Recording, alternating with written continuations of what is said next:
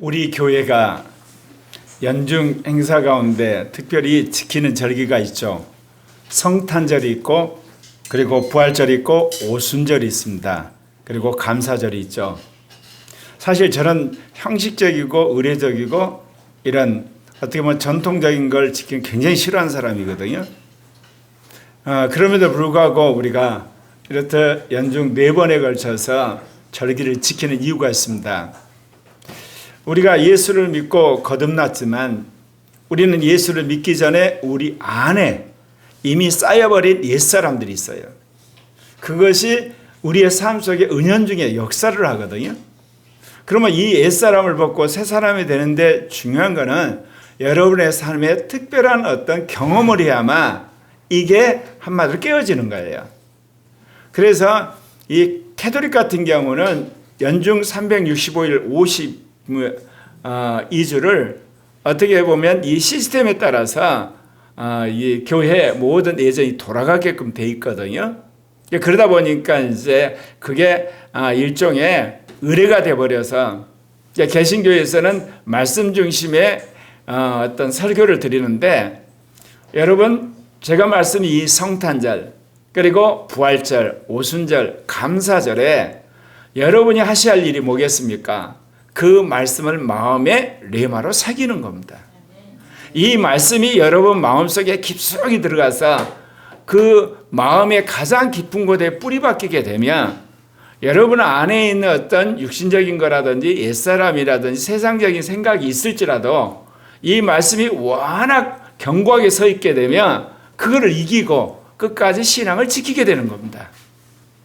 말씀드린 것처럼 우리가 왜 이 새벽에 부활절에 와서 이렇듯 하나님 예배를 드리냐면, 정말 여러분 인생에서 가장 중요한 말씀, 성경 창세기 1장부터 계시록 22장까지 딱 한 구절만 여러분 믿으라면 어느 말씀을 믿어야 될까요? 여러분, 예수가 나를 위해서 죽었고 나를 위해서 부활했다는 말씀을 믿으셔야 돼요. 왜 그러냐면요, 여러분 살다 보면 굉장히 시험들 때가 많잖아요. 힘들 때도 많고, 심지어 어떤 사람은 죽고 싶은 상황이 딱 오죠. 그럴 때 그거를 이기게 하는 말씀이 뭐냐? 예수가 나를 위해서 십자가에 죽었고 부활한 걸 나는 믿는다. 그래서 나도 마지막 날에 예수와 함께 부활한다는 그 말씀이 여러분의 모든 시험과 고난과 심지어 죽음의 순간에도 그걸 이기게 하는 강력한 레마가 되기 때문에 그렇습니다. 평소에는 여러분이 하나님이 주신 어떤 축복, 또는 하나님이 주신 어떤 지혜, 은사, 승진, 하나님이 주신 여러 가지 주변 사람을 통해 칭찬, 이런 것들을 우리가 신나게 살지만 살다 보면 굉장히 시험될 때가 있어요. 가까운 사람이 배신을 한다든지, 생각지도 못하는데 받은 음이 붙어나가지고 사업이 망해버릴 수도 있고, 그리고 생각지도 못했는데 불치병에 걸려가지고 완전히 사경을 헤맬 수도 있고, 그런 상황이 왔을 때 지금까지 여러분이 쌓아놨던 모든 것이 와그로 무너지게 되고, 그리고 더더욱 신앙만이 흔들려요. 과연 하나님 살아계시는 거예요?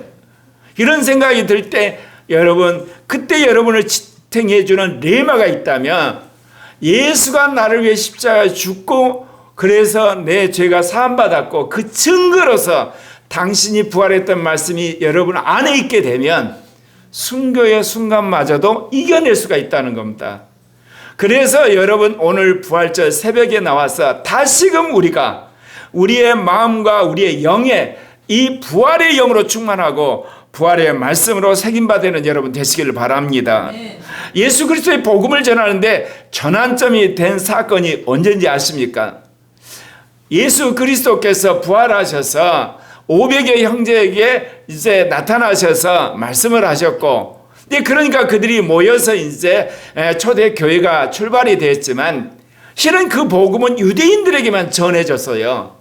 그런데 처음으로 이제 예수 그리스도의 복음이 출애굽 이후에 이스라엘 민족을 떠나서 공개적으로 그리고 전면적으로 이방인을 향한 사건이 고넬료 사건입니다. 로마 장교 고넬료에게 복음이 전해진 사건인데, 이게 아마 예수님이 승천하신 이후에 어간 한 10년 안팎에서 일어난 사건이라고 그래요. 물론 학자마다 다른데, 근데 우리가 사도행전을 읽다 보면 이게 금방 이루어진 것처럼 순서가 그렇게 빨리 진행이 되는데, 그만큼 예수 그리스도의 복음이 예루살렘, 그 다음에 유대, 사마리아, 그리고 갈릴리까지 전해진 연후에 이제 로마 장교에 있던 이방인에게 이 복음이 전파되게 됩니다. 그래서 우리가 이 로마 장교인 이 고넬료의 복음이 전파되므로 하나님은 유대인만이 구원을 하신 게 아니라 이방인도 구원했다고 하는 그런 놀라운 사건이고, 여러분 생각하기에 그게 당연한가 아닐지 모르지만 유대인들에게는 엄청난 신학적이고 사상적이고 문화적인 충격이었던 거예요. 왜 그러냐면 모세 출애굽 이후 이스라엘 역사를 줄자 보면 대략 한 1500년 동안 자신들만 선민이라고 하는 것이 그들의 뇌리속에 완전히 새겨져 있어요.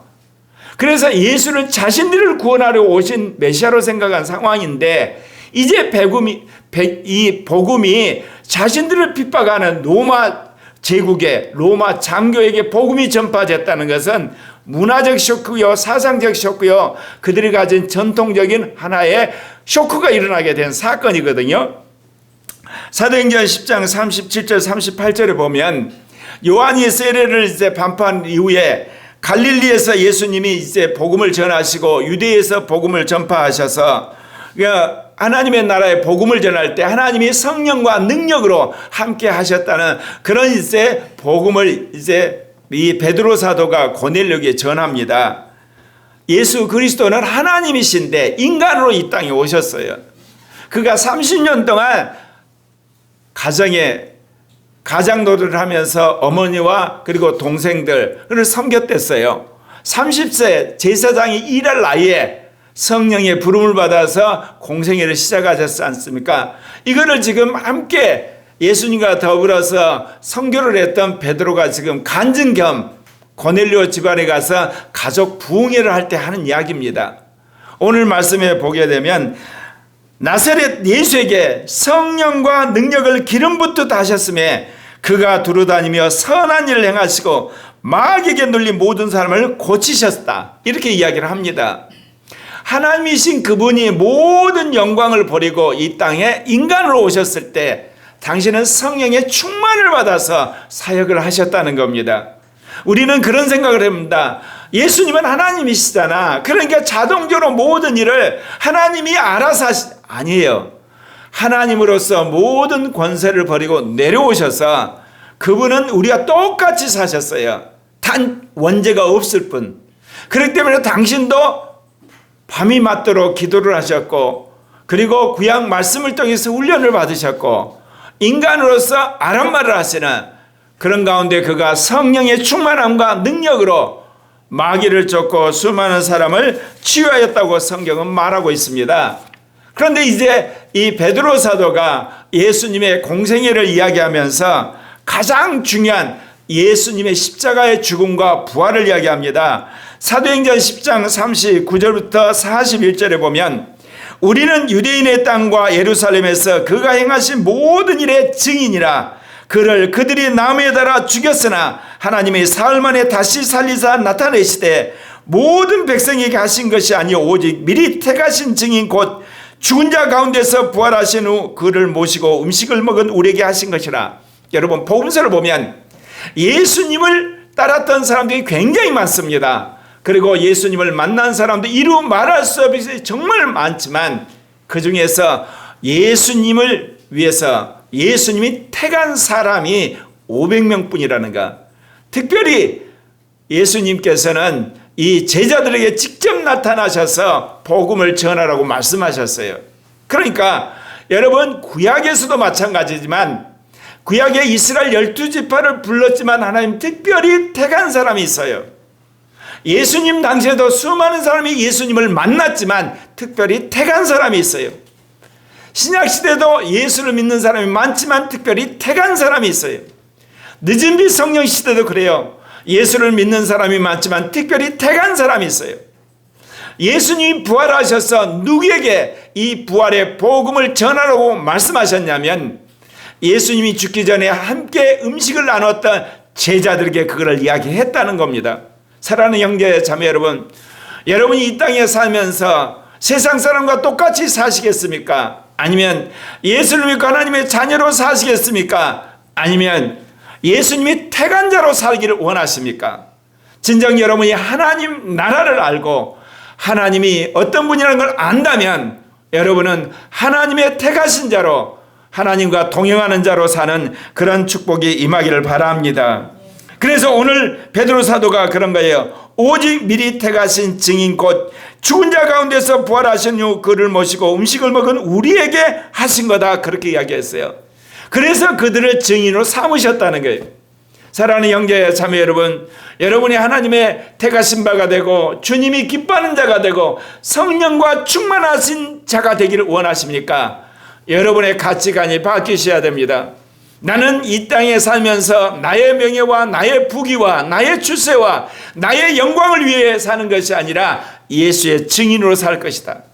내가 하는 모든 돈벌이도 예수의 증인으로, 내가 하는 모든 학문적인 업적도 예수의 증인을 위해서, 내가 받은 바 은사도 예수의 증인으로서, 내가 가진 모든 사회적인 위치도 예수의 증인으로서 합당한 삶을 살리라. 그런 삶의 가치관을 여러분 갖고 사시게 되면 이 땅에서 복을 받을 뿐만 아니라 하늘에 상이 있는 줄 믿습니다. 그러면서 베드로 사도가 이제 이 고넬료 집안에 모인 사람들을 향해서 이런 말을 합니다. 마지막 날에 모든 인류를 심판할 분이 예수 그리스도라고 이야기를 하고 있는 겁니다.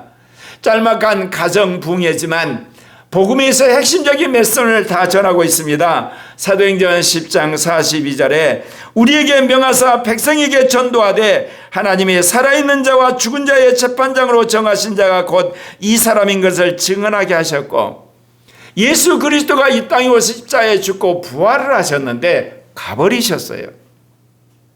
저는 어렸을 때 예수를 믿었지만 예수님에 대한 믿음이 신실하지 못해서 이제 대학 시절에 제가 학생운동을 하다가 교회를 다니고 기독학생 운동을 하면서 성령을 받지 않았기 때문에 말하자면 육신적인 크리스찬이죠.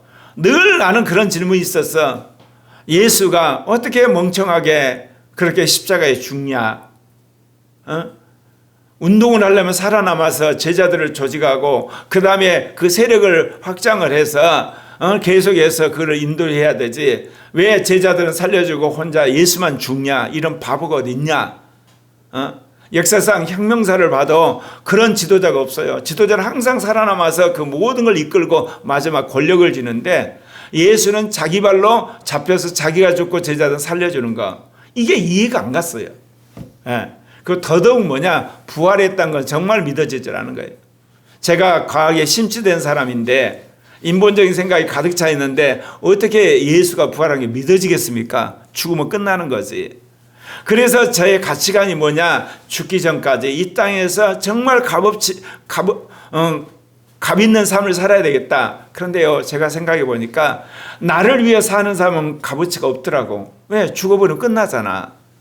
그러니까 제가 할 수 없이 맞는 가치관이 뭐냐? 남을 위해 살자. 민족을 위해 살고 민중을 위해 살고 민주화를 위해 살자. 왜? 나를 위한 삶은 내가 죽으면 끝나니까. 그러니까 좀 사람이 괜찮은 생각을 했던 것 같아요. 근데도 죽음은 두려운 거야. 그런데 성령 세례 받고 나서 예수님이 부활한 게 믿어지게 된 거예요. 그러면 예수는 왜 갔냐 이거예요. 왜 갔냐 또. 아니 당신이 있어가지고 이제 본격적으로 부활했으니까 무슨 죽을 일이 있어요? 병 걸릴 일이 있어요? 그리고 사람들이 핍박한다고 그래서 예수가 붙잡힐 일이 있어요? 예수가 예루살렘에서 유대와 사마리아 땅끝까지 이르면서 세계적인 부흥을 오면 되잖아. 왜 예수는 간 거야? 이해가 안 갔어요. 성령을 받고 나서야 주님이 가르쳐 주신 거예요. 이 땅에 수많은 예수를 만들기 위해서 당신이 가신 거야. 그러니까 예수와 같은 사람이 오늘날 24억을 만들려고 하신 거야. 근데 우리는 여전히 어때요? 예수님만 숭앙하고 자기는 예수 믿는 사람으로 썬데이 크리스찬으로 끝나버리는 거야. 이거는 예수를 믿는 사람을 향해서 주님이 생각할 때마다 너무너무 가슴 아파한 거야. 나는 나와 같은 사람 24억을 만들고 그런 사람 30억을 만들고 40억을 만들기를 원하시는 거야. 이게 바로 둘째 아담인 예수가 십자가에 죽고 부활함으로 사단을 이긴 것처럼 둘째 하와가 된 예수 믿는 사람들이 사단을 이기기를 원하시는 거예요. 그럼 어떻게 해서 우리가 예수와 닮은 사람이 될까요? 성령을 받아야 되니까.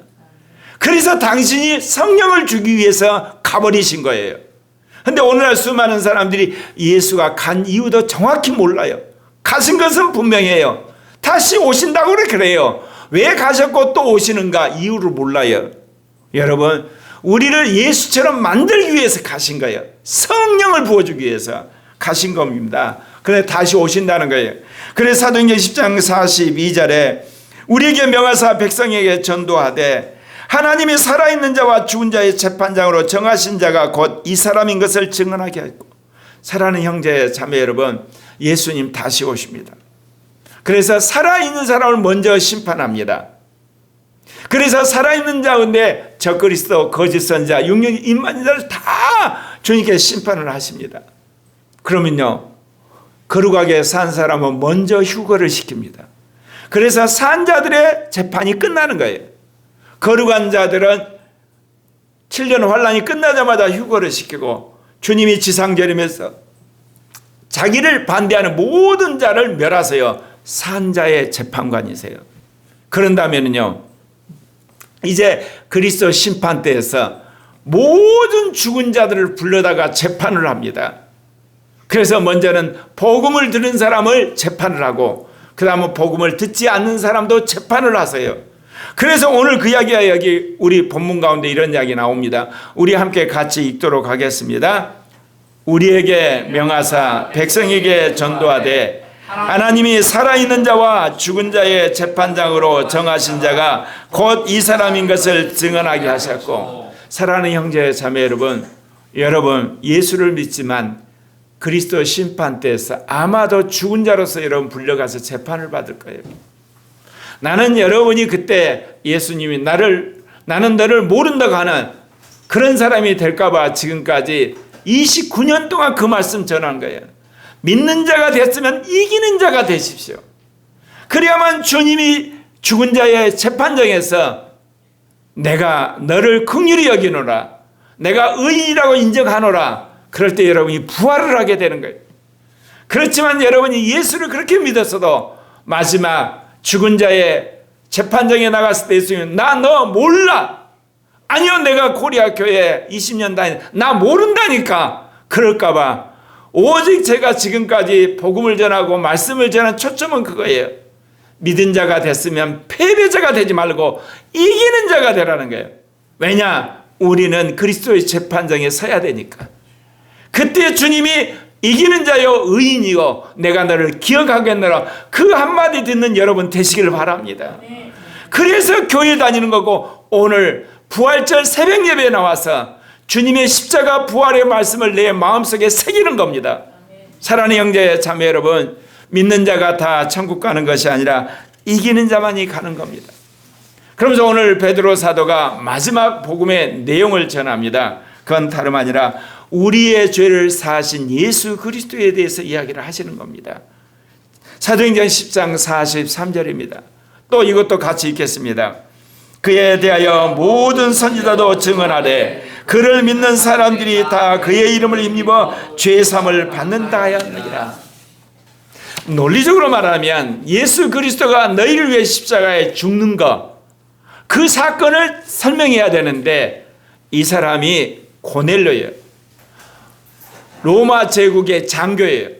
그렇기 때문에 예수의 십자가 부활의 복음을 전하기에는 말하자면 구약의 말씀에 대해서 일천을 해요. 그러니까 예수님이 공생에 하신 이야기를 하고 당신이 죽고 부활한 이야기를 하고 다시 재림한다는 이야기를 하면서 복음의 가장 첫 출발인 당신이 십자가의 죽음으로 네 죄 사함 받았다는 이야기를 하는 겁니다. 여러분, 예수를 믿는 데 있어서 여러분이 구원받는 첫걸음이 뭔지 아세요? 병 고치는 게 아니에요, 여러분. 축복받는 게 아니에요. 그리고 여러분 잘 되는 거 그거는 전전도예요. 예수의 복음을 듣기 위해서 여러분의 마음을 주님께서 마사지를 하는 거예요. 말랑말랑하게 만드는 거예요. 그래놓고 뭐라고 그러냐? 너는 죄인이야. 그 죄를 해결하는 방법은 예수의 십자가의 피를 믿어야만 되는 거야.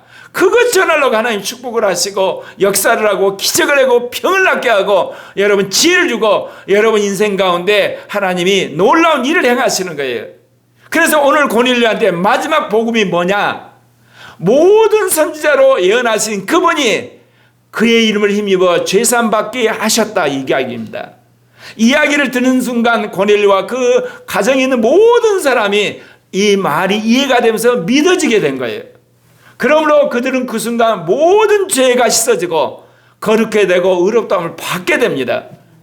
그러고 나자마자 우리가 읽은 이 성경 말씀에 보면 놀라운 일들이 벌어지게 되는 거죠. 그건 다름 아니라 그들이 다 성령을 받아버렸다는 겁니다. 사도행전 10장 44절부터 46절 말씀.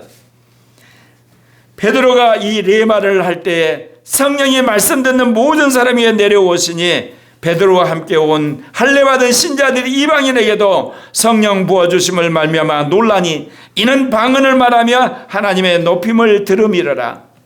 설교하는 가운데 성령이 임해버린 사건, 사도행전의 유일한 사건이에요.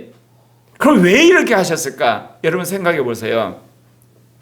로마 장군 고넬료가 천사의 방문을 받고 계시를 받아서 베드로를 초청해서 부흥회를 했지만 이 사람은 구약 말씀에 깊이가 없어요.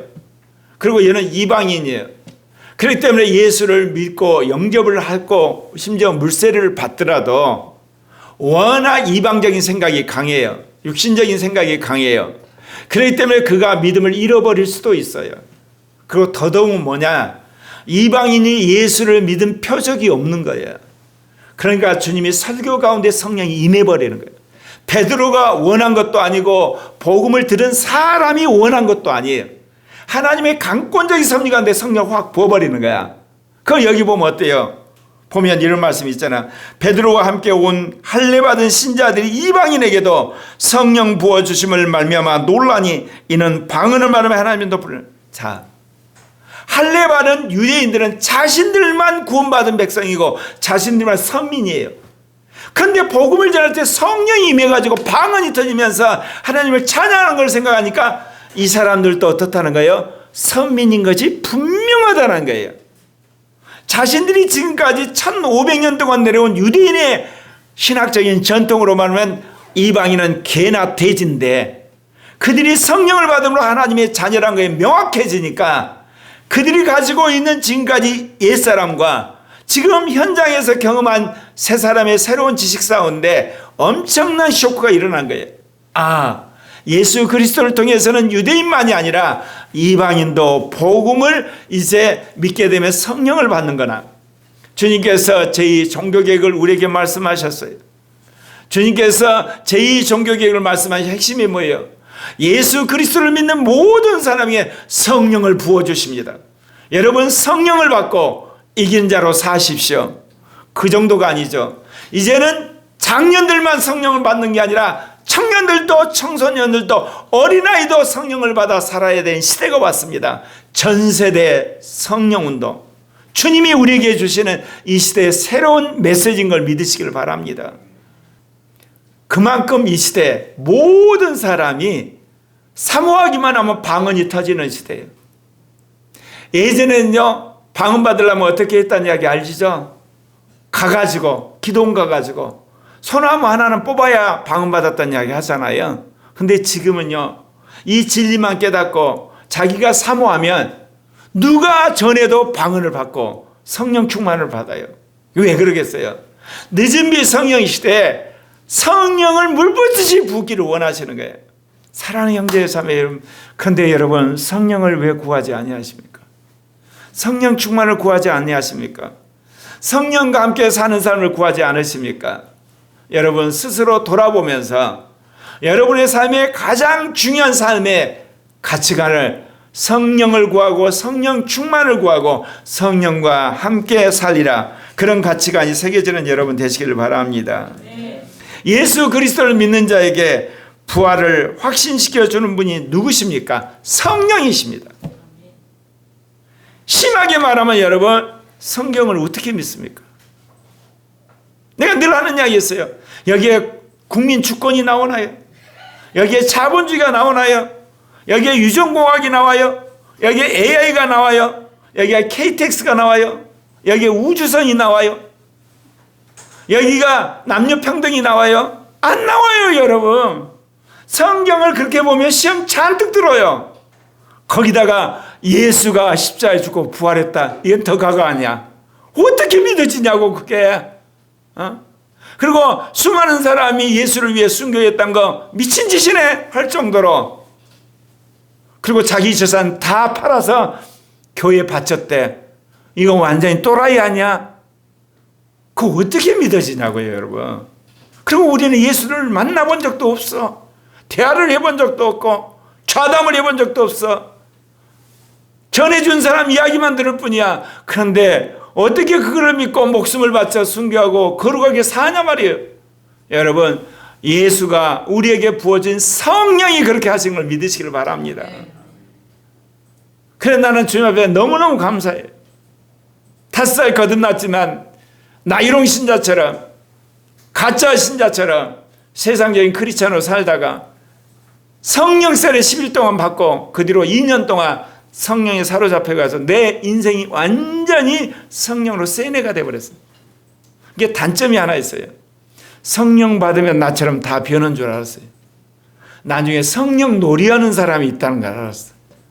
나중에는 성령 체험을 한마디로 말해서 기념비로 그냥 기억만 하고 있다는 사람도 알았어요. 나중에 성령 체험한 것을 완전히 내가 그 순간에 홀려가지고 내가 미쳤구나 해가지고 성령 세례 받은 것마저도 우습게 여기는 사람이 있다는 걸 보고 내가 깜짝 놀랐어요. 하나님이 정말 나를 사랑하셨구나. 근데 왜 나는 성령에 그렇게 인생을 걸었게 됐지? 돌아보니까 내가 학생운동하다가 5.18 민주화항쟁 때 수많은 사람이 죽고 나서 정말 죽음이 두려울 때 정말 죽음 이유는 어떻게 될 것인가 인생의 가장 근본적인 죽음을 고민하니까 주님이 성령을 통해서 죽음 위의 부활을 주님이 확신하면서 나의 모든 사상을 다 깨버린 거야.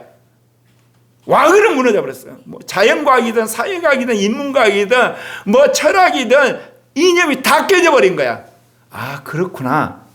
여러분, 성령을 받아도요, 자기 인생관이 안 깨진 사람은 성령 놀이해요. 성령 체험으로 끝나요. 심지어 성령은 내가 또라이가 돼서 그때 그랬던 거야. 그건 몰라서 그런 거야. 세뇌받은 거야. 이런 식으로까지 편론을 하게 돼요. 사랑하는 형제 자매 여러분, 성령이 여러분 안에 오셨다는 것은 여러분의 인생의 모든 것을 박살내러 오신 거예요. 새로운 사람 만들러 오신 거예요. 그렇기 때문에 성령 안에서 여러분 날마다 새로운 사람 되시기를 바랍니다. 사도행전 5장 31절 32절에 하나님께서 이스라엘에게 회개의 죄의 용서를 베푸시려고 이분을 오른손으로 높여 통치자와 구주로 삼으셨으니 우리는 이 일들의 증인이며 또한 하나님께서 자신에게 순종하는 자들에게 주신 성령께서 증인이시다. 예수 그리스도의 복음을 전하는 증인이 두 인격이에요. 예수 믿는 자요, 예수 믿는 자 안에 오신 성령이에요. 그래서 성령 충만한 사람의 특징은 예수의 복음을 전하는 거예요. 이제 코리아 교회가 이기는 자의 복음, 첫째 부활의 복음, 그리고 예수님의 재림에 대한 모든 말씀들을 알았어요. 삼위적 계시들을 알았어요. 오중오신성도 알았어요. 칠통로도 알았어요. 이제 여러분이 하실 일은 뭐겠어요? 성령의 충만을 받아서 죽어난 영혼 구원하는 일과 예수 믿는다고 자칭 고백하지만 성령 받지 않는 사람 성령 받게 하고, 그리고 나름대로 성령 놀이하는 사람들에게 영으로 살아가는 그런 이게 복음을 전하는 증인이 되시기를 바랍니다. 초대교회 사람들은 예수 믿는 사람은 성령을 받은 걸 너무나 당연하게 여겼어요. 그런데 사마리아 사람들이 예수를 믿는데 성령을 안 받았거든요. 그래서 사도들을 보내가지고 사도들을 통해서 성령 받게 했어요. 심지어 여러분 사도행전 19장에 보면 사도 바울이 제자라고 하는 사람들에게 너희를 믿을 때 성령 받았냐 물어봤어요. 여러분 오늘 이 시대에 예수 믿는 사람을 향해서 여러분이 해야 할 도전이 있어요. 성령 받으셨습니까? 성령 충만하십니까? 성령을 따라 사십니까? 그러려면 어때야 되죠? 내가 성령 충만하고 성령을 안에 살아내고 성령과 더불어 사셔야 되는 것 아니겠습니까? 사랑하는 형제 자매 여러분, 다시금 여러분에게 간곡하게 부탁하며 또한 권면합니다. 여러분, 돈 구하기 전에 성령 구하십시오. 지식 구하기 전에 성령 구하십시오. 건강 구하기 전에 여러분 성령 구하십시오. 가정의 화평 구하기 전에 먼저 성령을 구하십시오. 인기를 구하기 전에 성령을 구하는 여러분 되시기를 바랍니다. 내 성령을 구하는 것과 돈 버는 것, 성령 구하는 것, 시험 보는 것, 성령 구하는 것과 가정의 화평, 성령 구하는 것, 직장 생활은 뭔 상관이 있냐 그런 느낌이 들어요. 느낌이 아무 상관이 없는 것처럼 느껴져요. 공허할 정도로. 그런데요, 그거는 왜 그러냐? 내가 그만큼 육신적이어서 그래요. 내가 그만큼 세상적인 거야. 옛사람에 가득 차 있어서 그래요. 옛사람이 깨지고 육신이 못 박히게 되고 여러분 세상적인 가치관이 깨지고 나면 성령의 임재가 최고의 행복이고 최고의 능력이고 최고의 지혜라는 걸 알게 돼. 왜? 성령이 돈 버는 데 도움 주세요. 성령이 공부하는 데 놀랍게 역사를 하세요. 성령이 가정을 변화시키세요. 성령이 지혜를 줘요. 성령이 은사를 줘요. 성령이 미래에 대해 말씀하세요. 성령이 거룩하게 하세요. 성령이 권능을 주세요. 성령이 진리를 주시는 거예요. 그러면 그거를 후다닥 좀 주시지, 빨리 좀 주시지, 그냥 확 주시지. 안 그러세요. 왜? 성령은 하나님이시잖아요. 그러면 여러분이 하나님으로 대우를 하셔야만 역사를 하는 거예요. 여러분 꼭 기억하셔야 돼요. 여러분은 하나님께 긍휼히 여기셔서 예수만 믿으니까 성령은 오셨지만, 그리고 성령을 달라고 여러분 기도하니까 성령을 부어주셨지만, 성령과 동행하는 삶을 사는 데서는 주님이 이제는 조건을 다루세요. 너 허구날 게임만 하냐? 너 그렇게 음란한 짓만 하냐? 너 그렇게 밤날 퍼져서 유튜브만 보냐? 너 허구날 이게 자냐? 너 허구날 그렇게 먹는 거 좋아하냐?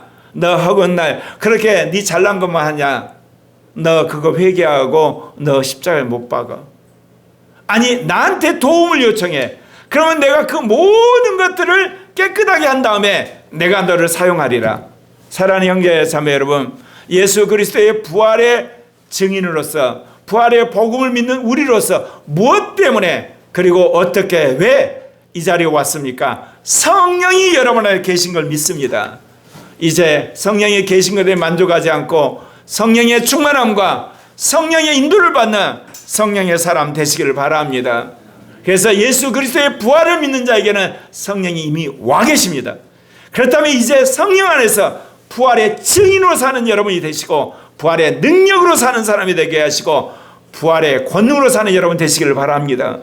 그래서 죽음도 이기고 고난도 이기고 조롱도 이기고 핍박도 이기는 그리스도의 증인 되시기를 바랍니다. 기도하고 축도하겠습니다.